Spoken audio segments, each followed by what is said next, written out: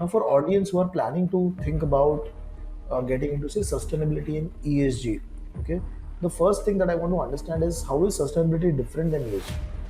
Making our board responsible for sustainability. The overall employee become responsible for sustainability. So it is more of a cultural thing. When it comes to ESG, it's more of a reporting, very very specific to reporting perspective. So when we talk about the product side, okay, is it mostly the tech-based products that are coming up in the market?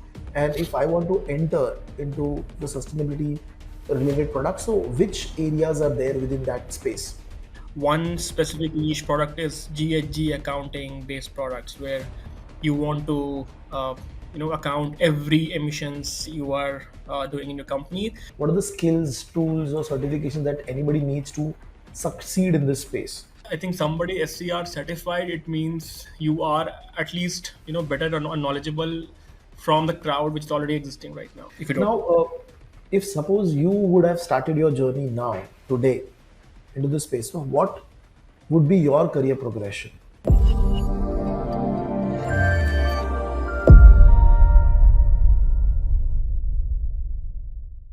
Hello, guys. I hope everybody is doing good. Hi, this is Ganesh Nayak. I help finance professionals and students to excel in their career and become a better version of themselves. And I also help students who are preparing for competitive exams in finance like CFA, FRM, and SCR.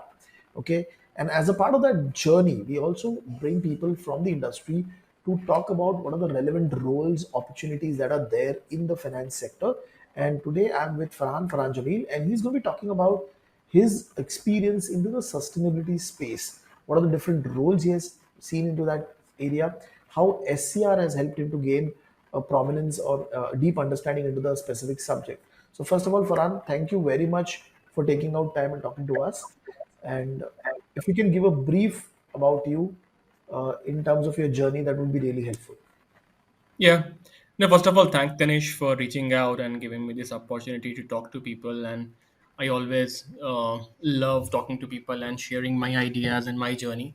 So when I started my journey in sustainability, I think it's 8 years now, and it was a tough road because 8 years down the line there was no jobs as such. There's no structured job as such in sustainability or Right. in climate risk. But now, if I see in last 2 3 years, it has exploded. So I think I would love to share my journey from where I came from. But yeah, from an introduction point of view, again, I'm Farhan. I'm working as a manager in one of the big four companies now.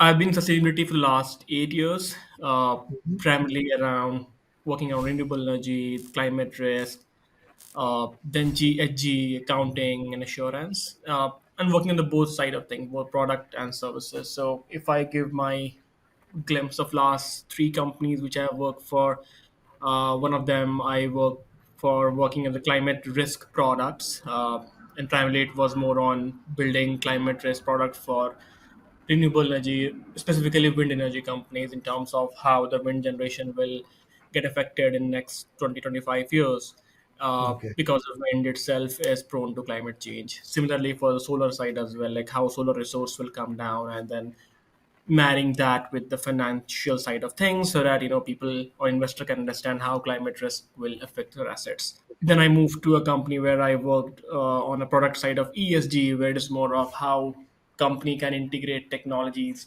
and data to build ESG reports.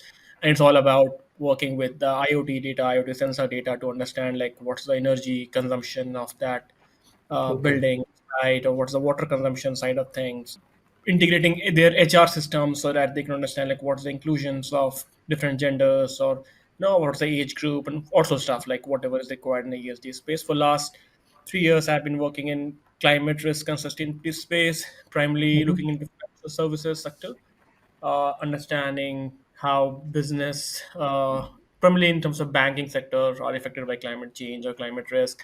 Okay. So of doing stress testing for bankings as well as also for retail sectors to understand like how supply chains are getting affected by climate change and so stuff.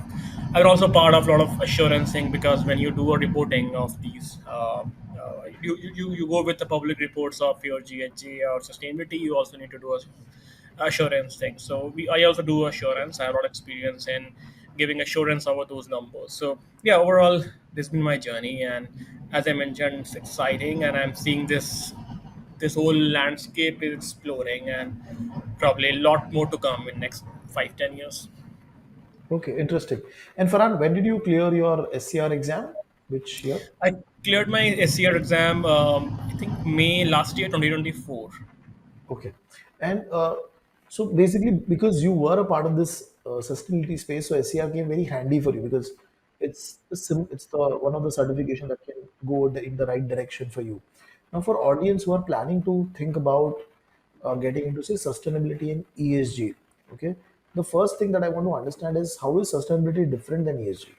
Yeah, I think that's a brilliant question to ask, and I think even I'm exploring that. I think sustainability is a more of a culture driven. That's what I understand. So if I want to make my company sustainable, it's overall culture I need to build in terms of making our board responsible for sustainability. The overall employee become responsible for sustainability. So it is more of a cultural thing. When it comes to ESG, it's more of a reporting, very very specific to reporting perspective. So when I'm Okay, doing ESG, it is more of my use case will get restrict to only reporting. When my company is becoming more sustainable, sustainability, it means that it's more of a strategical question, like how I can decarbonize my company, or how I can do more of waste removal or waste recycling, those kind of stuff. So it's more of a strategy, and ESG just boils down to reporting. So I think the company should be focusing more on sustainability and not specific to ESG reporting itself, because that is the real value when you start working on the sustainability side of things. right, right. Okay, okay.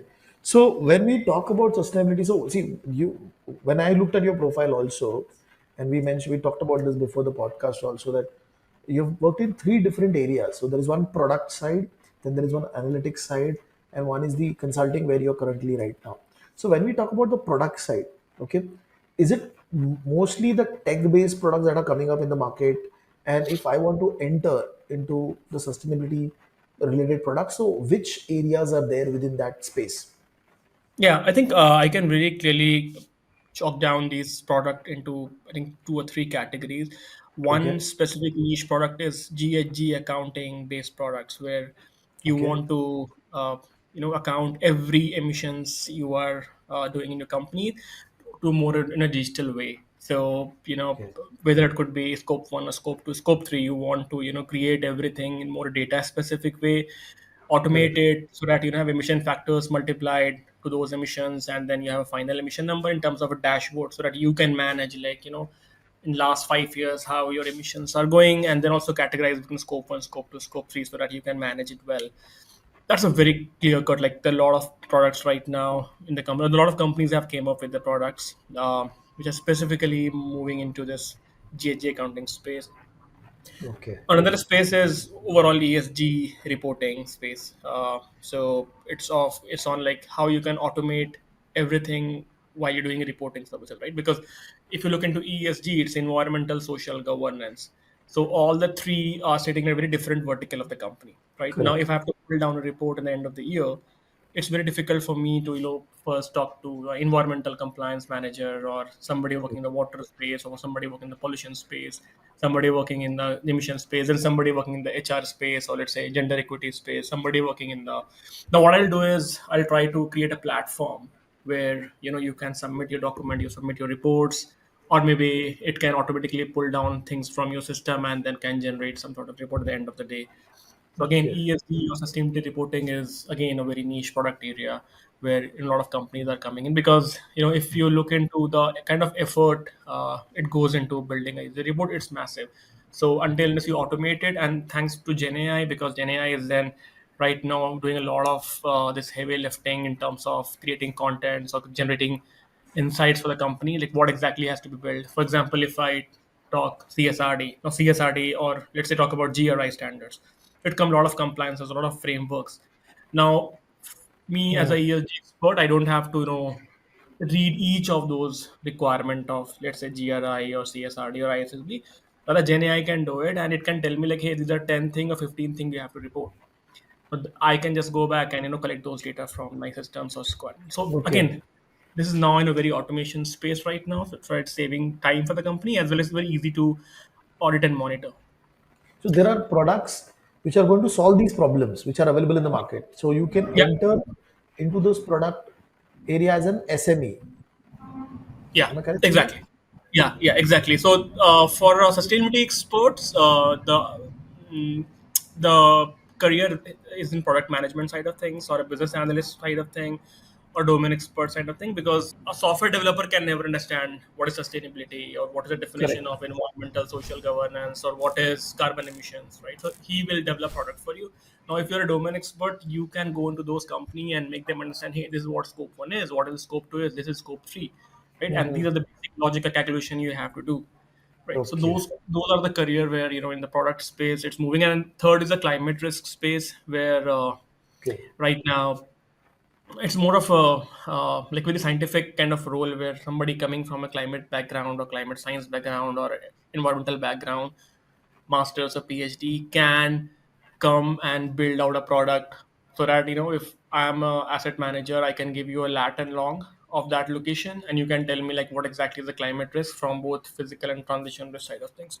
So again, everything is now moving into digital space.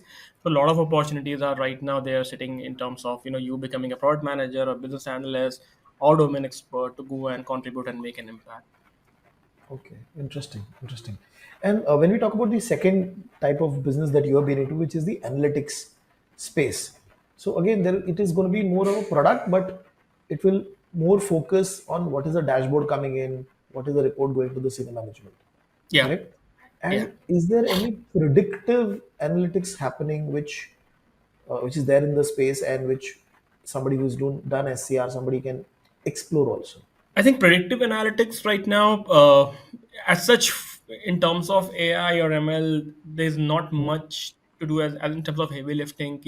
Okay, this is the problem which AI ML can solve in this space, because it's mostly simple calculations. The challenge is more of collecting the data itself. So I think that's the bigger Okay. challenge. So I think predictive analytics have a very limited use case. Where I've seen there's some use case is where, for example, if I am accounting, let's say scope 1 or scope 2, and I have, Mhm. let's say, very limited information about my consumption, right? So what I can do, I can make Right. some assumption. I can do some kind of machine learning algorithm across different industries, or train my model. Okay, if I'm operating in, let's say, building or real estate, so if I have a data of, let's say, 100 buildings which operate in my landscape and, emit X amount of carbon emission, so I can train my model and can give my building as an input to say like, hey, what would be the prediction of my output? So this is a case where, but it's not allowed all the time. It can be allowed 10% of, for example, if 10% of data in your site is missing, you can still do some assumption and do some sort of analytics. But I think from assurance or from a compliance perspective, the requirement is to give a real data, right? So when it comes to real data, I think then machine learning or AI have a very limited kind of applications. But what I see, what I can comment is on Gen AI side of thing. Gen AI has a huge kind of impact on overall sustainability, or maybe GHG accounting or everything. So because, if you see the CSRD requirement or ISSB requirement, or Hmm. let's say GRI requirements, are thousands of data points where you have to, report, right? Okay. Now, as a company, I cannot, as an environmental manager or a ESG manager, I cannot read everything and, start reporting. What I'll do is I'll just try to give all my reports to Gen AI, the agentic AI, and then agentic AI can read the GRI requirement and can equally Okay. map it. That can make my life easier. So in terms of AI, I'll say Gen AI has a huge application side of things in sustainability space. So the next theme that generally we will be talking about is what are the skills, tools, or certifications that anybody needs to succeed in this space. So one such certification is what you have also done is SCR, and I've also done SCR. So Mm. apart from that, any skill, any tools which are widely used in the industry. I think from a background perspective, somebody having environmental background or architectural background, or it's a civil or mechanical, but I've seen it's very, very sort of background agnostic. As such, Hmm. there's no quote unquote degree required to moving into sustainability space. It's more of a passion, and your knack to learn new things. There's some certification I could call out, like for example, SCR, as you mentioned. That right now it cannot guarantee you a job, but I think somebody SCR certified, it means you are at least, better or knowledgeable from the crowd which is already existing right now. Correct.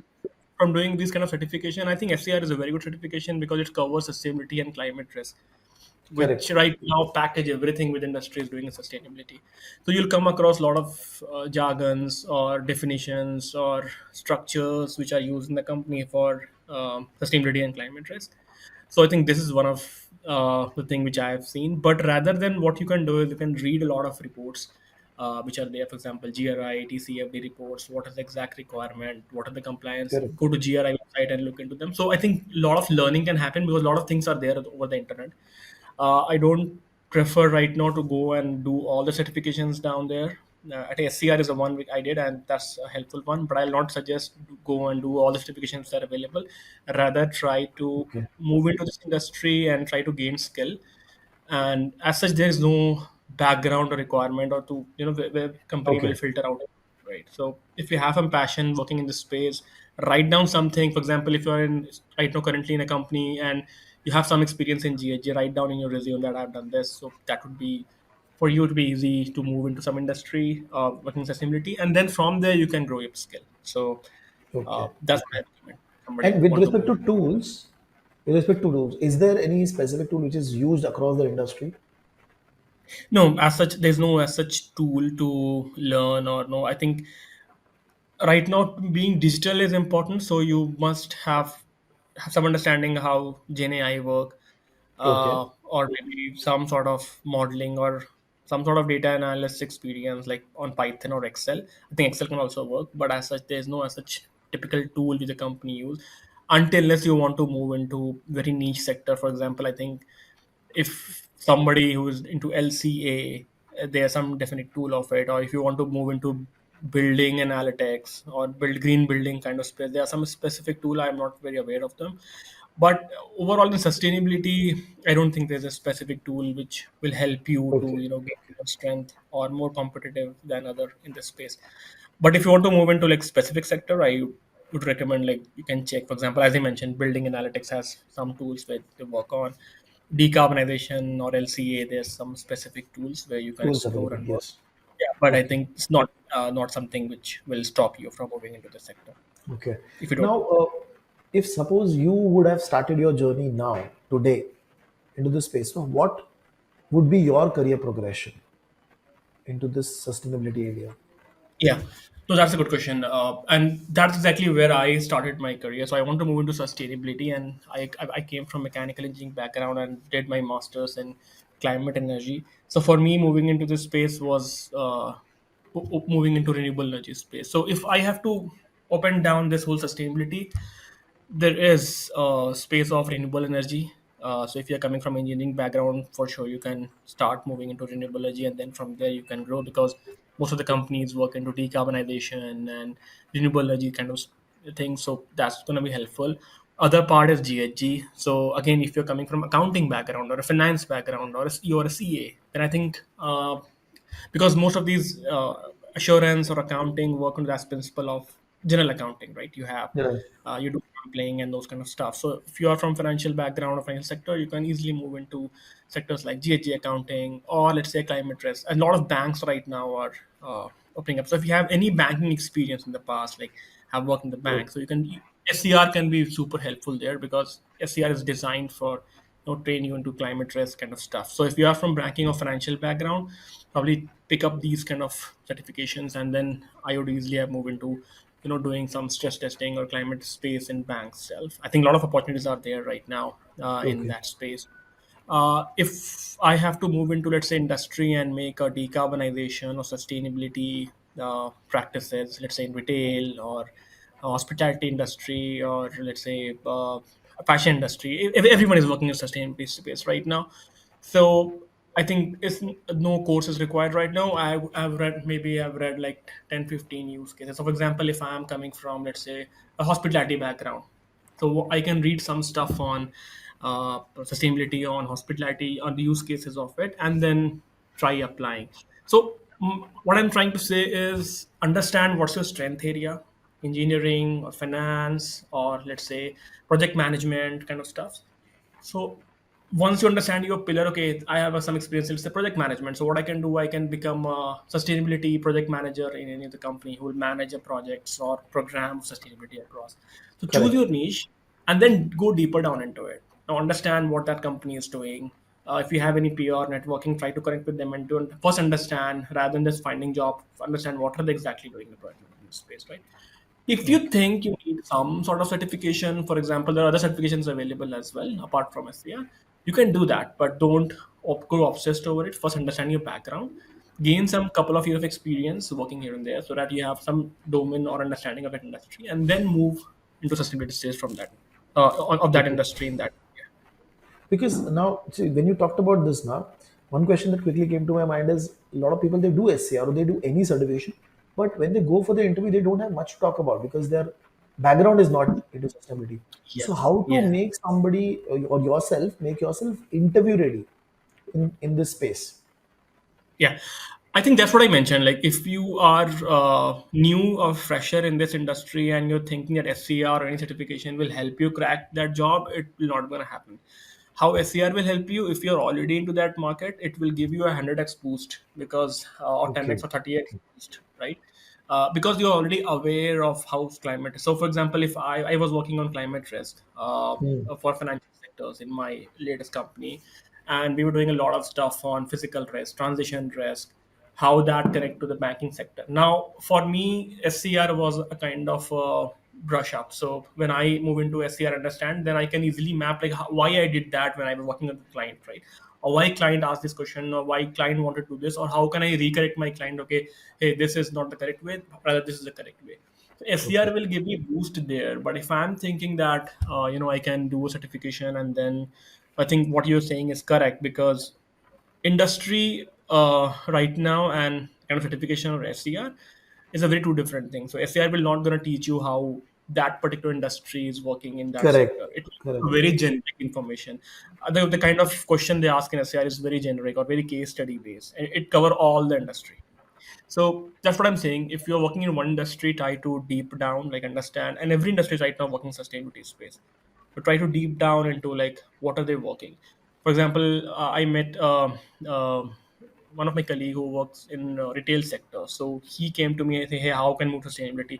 I told him that you can look into. He was working in energy space, so I told him like, "Hey, move into or talk to people who are working in GHG accounting or who is like doing this kind of." You're doing energy, so somebody must be like taking that energy number and converting that into emissions factor or emission number. Talk Correct. to them. Who are they? First, try to understand. They will give you some document. They will give you some understanding. Try to understand them. Try to do a couple of projects or do a couple of program management there, and then you can apply. The easiest hack is right now. What I'll see is, and I'm hiring right now, the biggest hack is there are very few people who know sustainability. So even if you have a one liner or two liner in your resume that hey, I've worked on this, that's going to easily surpass you or clear, make your resume clear on the Okay. sector. So Okay. Okay. I think right now Because this space is grooming, so it's not that competitive right now. So you can easily move in if you have like even a year of experience into the sector. okay. And what are the general common interview questions that people ask to any fresher or anybody who is planning to enter into the space of sustainability? Yeah, no, that's correct. So that like even interviewer doesn't know like how to because it's a very fresh space or new space.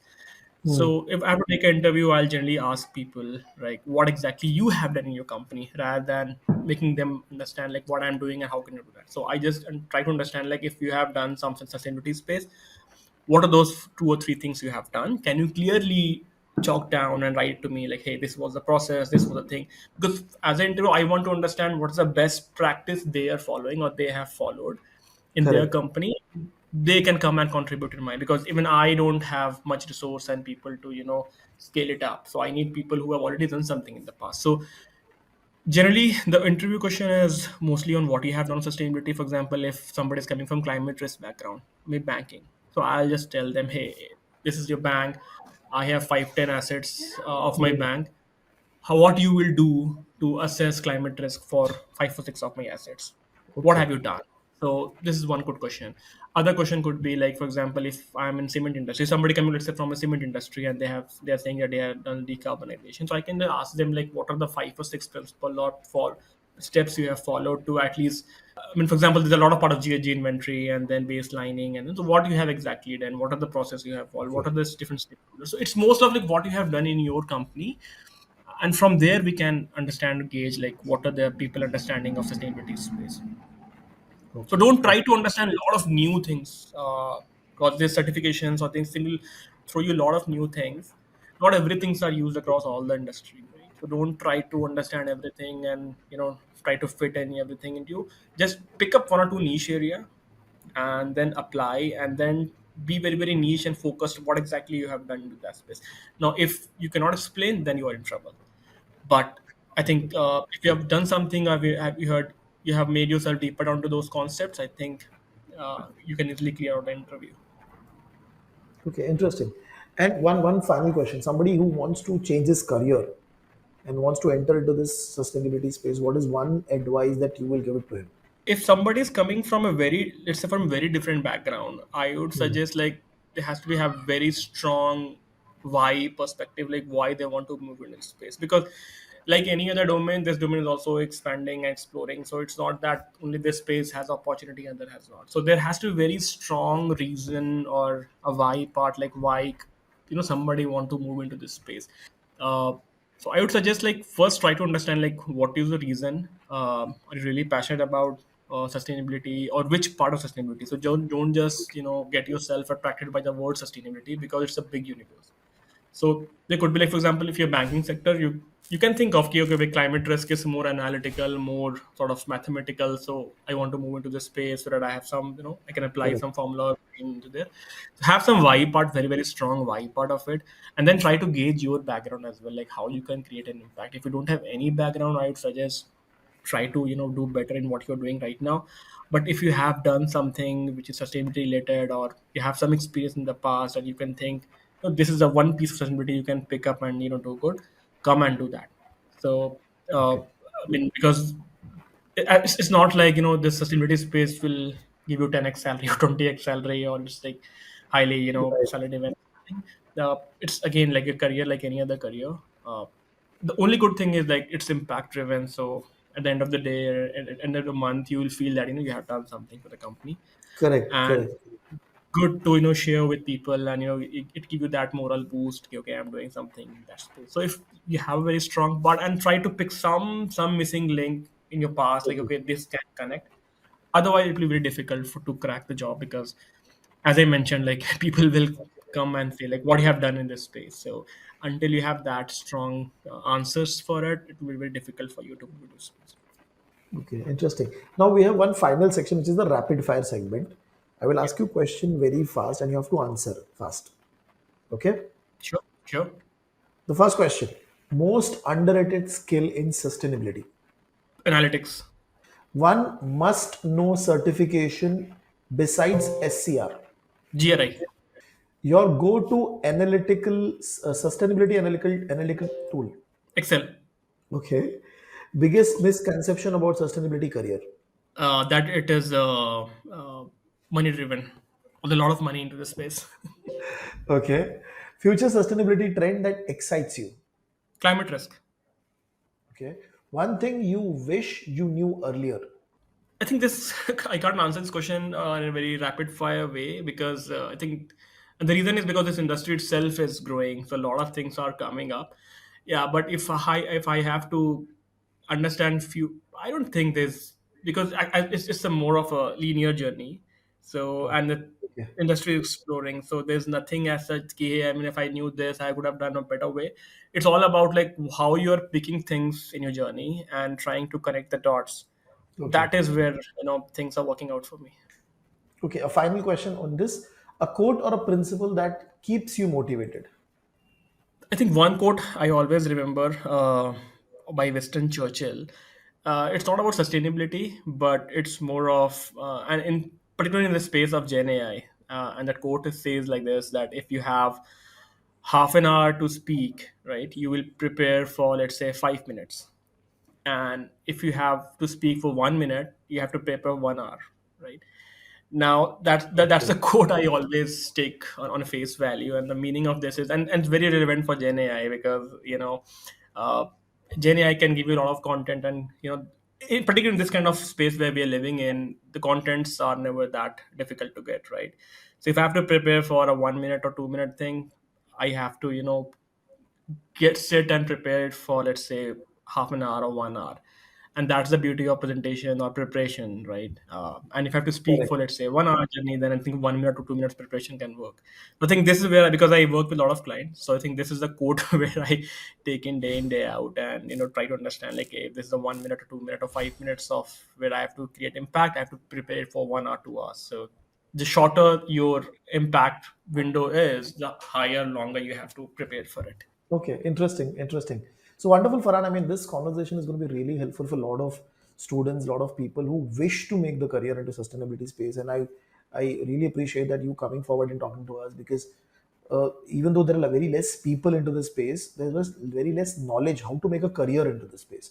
So again, Farhan, thank you very much. This opportunity will help a lot of new young people who are there, who want to learn, who want to become like you, like any other professional. So this is going to be really helpful to them. Thank you, Yeah, yeah, Farhan. sure, sure, Ganesh. Thank you so much for this.